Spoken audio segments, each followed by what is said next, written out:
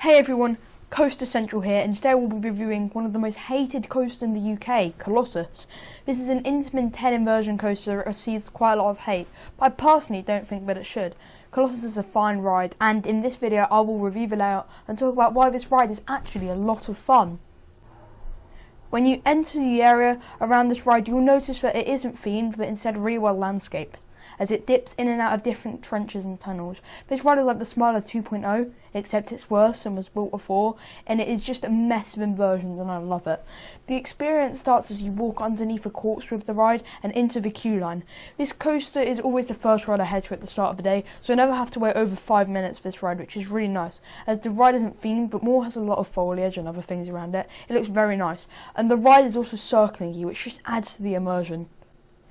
The ride starts as you board the trains, and these are the most controversial part of the ride.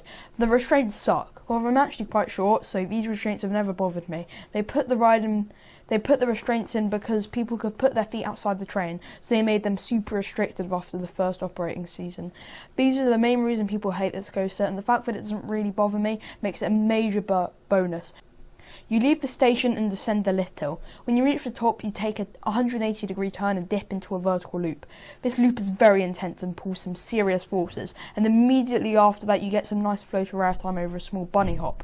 You dip into a trench and enter a very whippy and rough Cobra roll. This is the only part of the ride I would consider rough, as the rest of the ride kind of has a slight rattle, however nothing that bothers me. You dip back into a trench and go through 2 consecutive corkscrews. These both provide decent whip and great near misses as it dives in and out of multiple trenches. You go for a long drawn out 180-degree turn, but it's similar to the first one after the drop, and then you enter this ride's finale.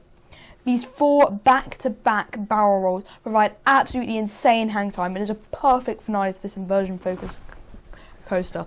You turn around before you hit the brakes, you go for a final barrel roll and then go into the brake run. This is a really underrated ride, and I think it deserves more praise than it gets. I'll give this coaster an 8 out of 10, as I think that this ride is better than Saw, and it's just a lot of fun. This was the coaster that started Thorpe Park's Big 5, and whilst it is no longer the biggest and best coaster there, I think it provides a fun ride. Anyway guys, I hope you enjoyed this video, and I'll see you in the next one. Goodbye.